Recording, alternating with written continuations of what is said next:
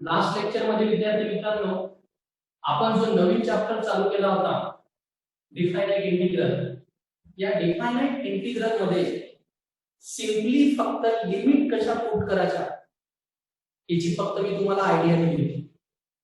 Limit put करताना काय सांगितलं होतं, पहिले problem as it is solve करा. पूर्ण problem as it is solve झाल्यानंतर पहिले पुट करायची अप्पर लिमिट, नंतर पुट करायची लोअर लिमिट. मग आपला तो फॉर्म्युलाच बनतो, upper limit minus lower limit. सांगितलं होतं. आज आपण डायरेक्ट एक्सरसाइज स्टार्ट करू. टाका हेडिंग एक्सरसाइज 4.2. एक्सरसाइज 4.2 आणि पहिलं problem integration 1 tends to 9 x plus 1 upon root x dx. Problem लिहिला विद्यार्थी मित्रांनो, integration 1 tends to 9 x plus 1 upon root x dx. आता या प्रॉब्लेमला आपल्याला सॉल्व करायचं. Technique same as it is पहिले त्याला सॉल्व करायचं. सगळं सॉल्व झाल्यानंतर पहिले अप्पर लिमिट पुट करायची, मग लोअर लिमिट पुट करायची. पहिले प्रॉब्लेमला काय कन्सिडर करू, आय घेतला equal to as it is 1 tends to 9. मध्यात कोणती संख्या आहे प्लस, दोघांना सेपरेट करू आणि रूट एक्स दोघांना पण डिवाइड करू. हा येणार x upon root x dx. x upon root x dx. Sign कोणती plus 1 upon root x dx. Limit same 1 tends to 9. ज्याच्यासाठी फॉर्म्युला बनते किंवा ज्याच्यासाठी फॉर्म्युला आहे त्याला डायरेक्ट सॉल्व करायचं. ज्याच्यासाठी नाही मग हे पहिले तुम्हाला सॉल्व करा. बघा कसं 1 tends to 9 x as it is under upon root x dx. बराबर. पुढं I as it is, integration as it is, 1 tends to 9 as it is. इथं x चा रेस टू किती आहे 1, इथं x रेस टू किती आहे -1/2. दोघांचा बेस काय आहे सेम, बेस सेम आहे. 1 मायनस काय येणार 1/2. इथं x रेस टू 1, इथं x रेस टू -1/2. याला जर सॉल्व केलं तर 1 into 2 2, 2 minus 1 आन्सर किती आलं 1/2. x raised to 1/2 dx plus 1 tends to 9 1 upon root x dx. आता बनला फॉर्म्युला. कसा काय फॉर्म्युला बनला, हा झाला x raised to 9, हा झाला 1 upon root x. फॉर्म्युला जोपर्यंत बनत नाही तोपर्यंत सॉल्व कसं होणार, म्हणून पहिले त्याला फॉर्म्युल्यामध्ये कन्वर्ट केले. आता बघा x रेस टू n काय होणार, x raise to n plus 1 upon n plus 1. x raise to n plus 1 upon n plus 1. Limit same 1 tends to 9. 1 tends to 9 plus 1 upon root x 2 root x. Limit same 1 tends to 9. Simple solve करा, simple solve. I as it is 1/2 plus 1 3/2. 1/2 plus 1 3/2. 1 tends to 9 into plus 2 काय आहे बघा constant नंतर काढतो 2 root x as it is 1 tends to 9. आता यामधली constant term किती आहे 3/2, यामधली constant term किती आहे 2. आता हा जर मी 3/2 बाहेर काढला तर त्याचा रेसिप्रोकल होऊन किती होणार 2/3 होणार. I equal to येणार 3/2 चा रेसिप्रोकल 2/3.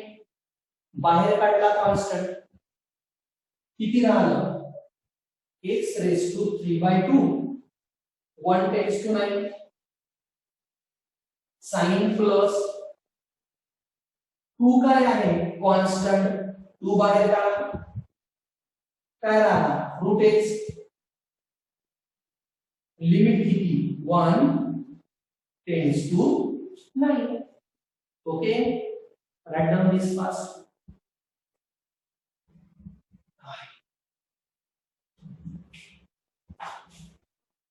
आता विद्यार्थी मित्रांनो एक मी तुम्हाला नोट सारखंच समजावून सांगून देतो, नेहमीसाठी लक्षात ठेवून द्यायचं कामी पडणार.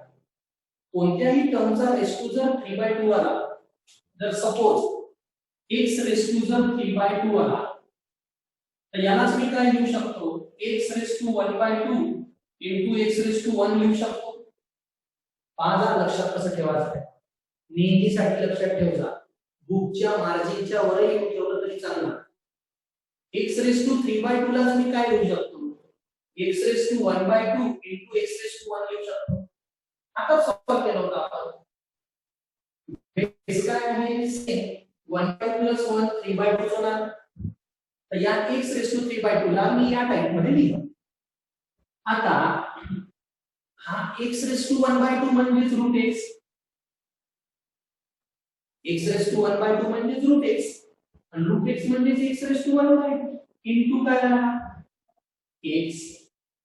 याच्यावरून काय समजलं का x कोणत्याही टर्मचा रेशो जर 3/2 राहिला, कोणत्याही टर्मचा रेशो जर 3/2 आला तर एक त्याचा अंडर रूट घ्यायचा आणि त्याच टर्मला त्याला मल्टिप्लाय करायचं. एक त्याचा काय घ्यायचा अंडर रूट आणि त्याच टर्मला त्याला काय करायचं मल्टिप्लाय. तर x रेशो 3/2 म्हणजे काय होते मग route x into x.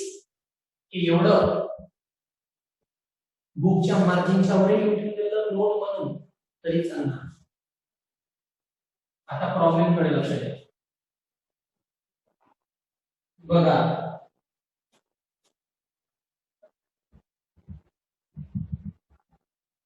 I as it is 2/3 as it is. या x मध्ये पहिले मला कोणती लिमिट पुट करावी लागणार, पहिलं पुट करावं लागणार मला अप्पर लिमिट. अप्पर लिमिट किती आहे 9, लोअर लिमिट किती आहे 1. फॉर्म्युला काय असते upper limit minus lower limit. तर या x मध्ये पहिले अप्पर लिमिट पुट करू. किती आहे अप्पर 9. x मध्ये पहिले 9 काय येणार 9 raised to 3/2 मायनस या x मध्ये 1 raised to 3/2 झालं. Upper limit minus lower limit. Sign कोणती प्लस 2 जचा तसा. या x मध्ये डबल पहिले कोणती लिमिट अप्पर लिमिट. x मध्ये पहिले काय येणार 9. सगळं जच्या तसं लिहायचं, फक्त x मध्ये अप्पर लिमिट पुट करायची, मग साइन द्यायची मायनस आणि डबल त्याच x मध्ये लोअर लिमिट पुट करायची.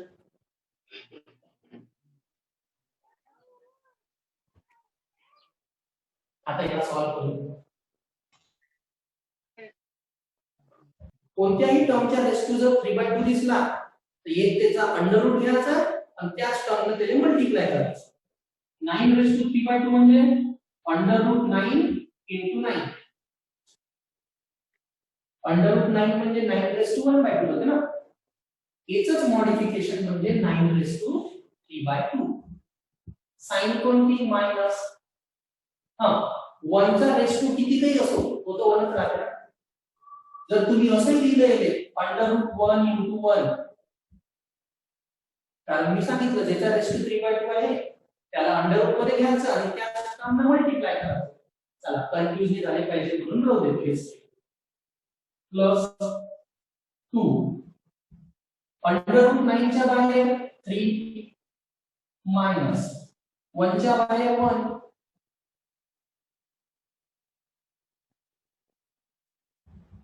√9 च्या बाहेर किती आहे ना 3 into 9 27 minus 1 into 1 1 3 minus 1 2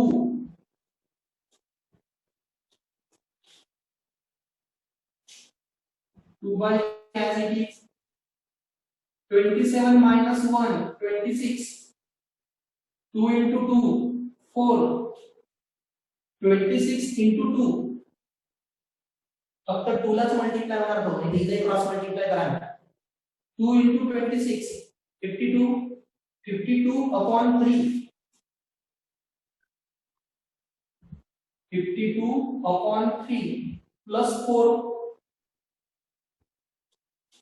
52 upon 3 plus 4 आणि आता याचा करा क्रॉस मल्टिप्लाय कारण मधात आता प्लस साइन आहे आता cross multiply I as it is 52 into 1 52 4 3s are 12 52 and 12 64 64 upon किती येणार 3 so your answer is 64 upon 3 that's our final answer right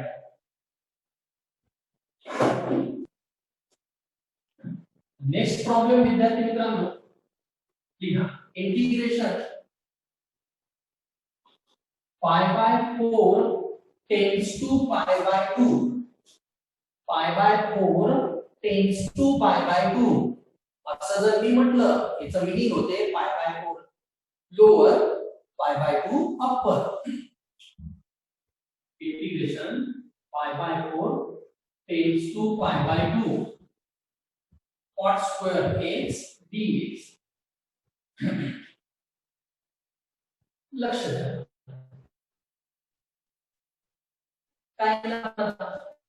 integration pi by 4 tends to pi by 2 cot square x dx या प्रॉब्लेमला solve करत असताना सगळ्यात पहिले प्रॉब्लेमला I consider करू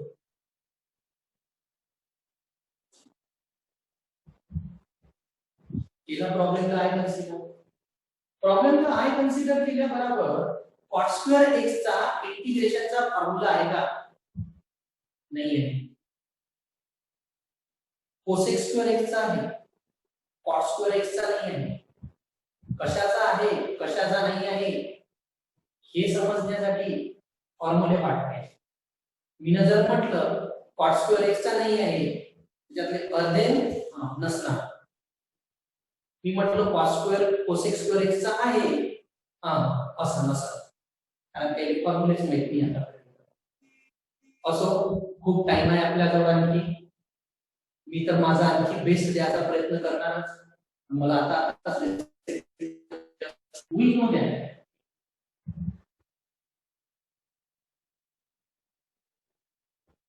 1 plus cot square x equal to cosec square x होते 1 plus cot square x equal to काय होते cosec square x तर cot square x म्हणजे cosec square x minus 1 ना therefore I equal to integration pi by 4 tends to pi by 2 cot square x ला replace करतो मी आता cosec square x minus 1 dx आता मदत कोणती साइन आली माइनस सेपरेट करू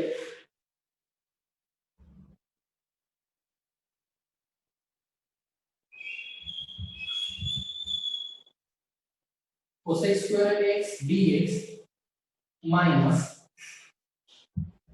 pi by 4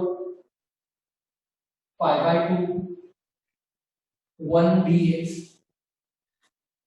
बराबर आता integration of cosec square x काय होते रे minus cot x integration of cosec square x काय होते माइनस कॉट एक्स, तर माइनस कॉट एक्स हे आहे integration cosec square of x. फॉर्म्युले पाठ करा रे, खूप कामाचे आहेत फॉर्म्युले. Minus cot x limit as it is pi by 4 pi by 2 sign कोणती माइनस 1 into dx dx चं इंटिग्रेशन काय येते सिंपल x dx चं इंटिग्रेशन x लिमिट जरच्या तशी pi by 4 tends to pi by 2 pi by 4 into pi by 2. Okay, इतकं लिहून घ्या पाहिजे.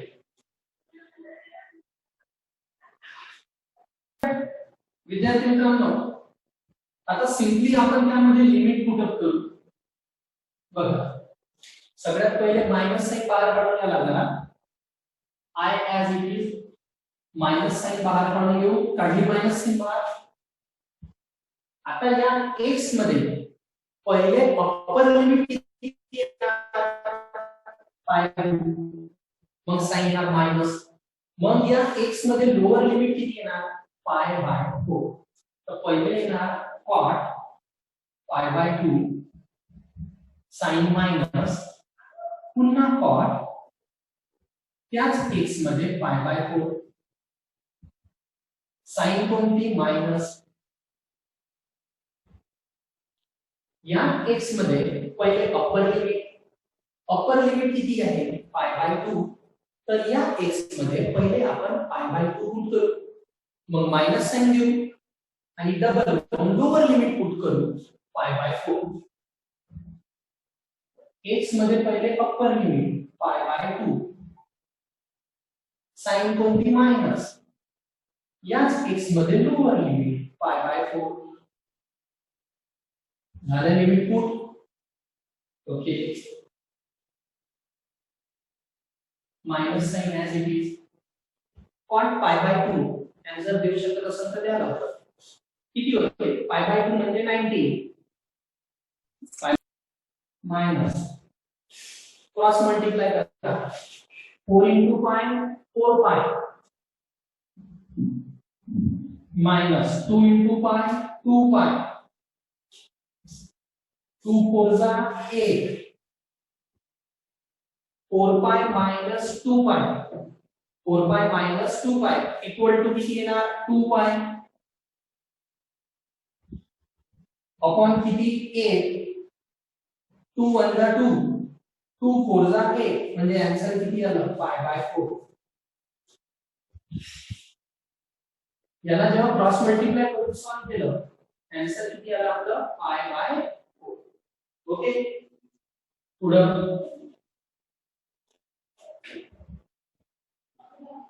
0 minus 1 minus 1 हा minus plus 1 sign minus pi by 4 as it is. तर आन्सर काय आलं 1 minus pi by 4. Right down fast.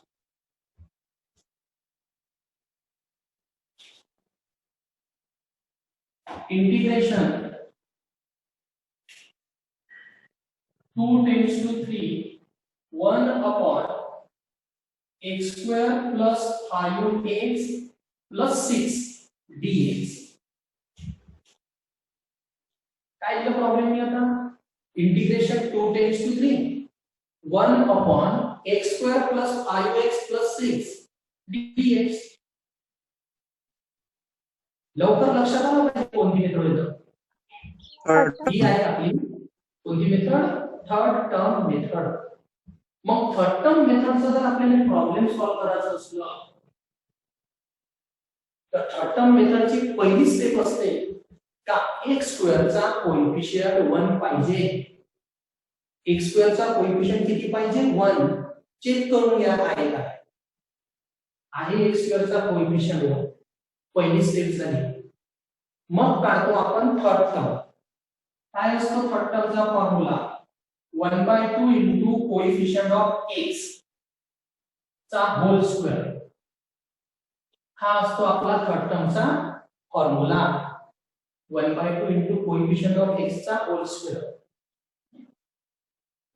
5 चा स्क्वेअर 25 2 चा स्क्वेअर 4 किती आला आन्सर 25/4 भेटली थर्ड टर्म मग ही थर्ड टर्म या कॉन्स्टंटच्या आधी प्लस आणि मायनस करतो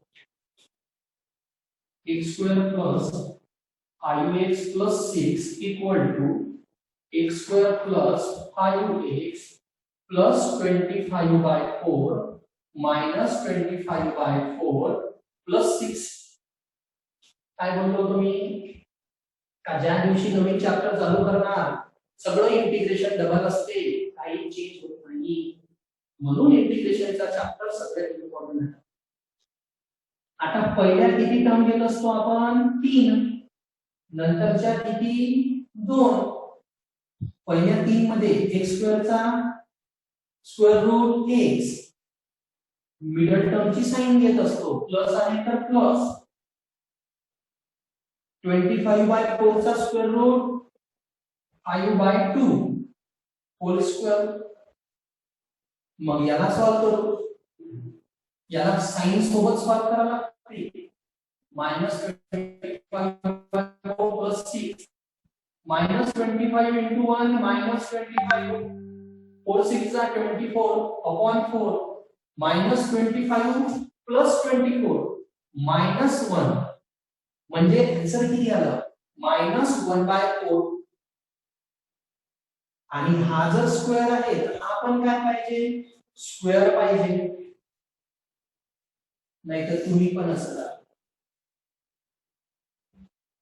तो 1/4 कोणाचा स्क्वेअर येते x plus 5/2 चा whole square as it is 1/4 कोणाचा येणार 1/2 चा होल स्क्वेअर आता ही व्हॅल्यू आपण इंटिग्रेशन मध्ये पुटअप करतो आणि फॉर्म्युला लावतो x square minus a square हे टेन्शन केलं आहे इथून होमवर्क right now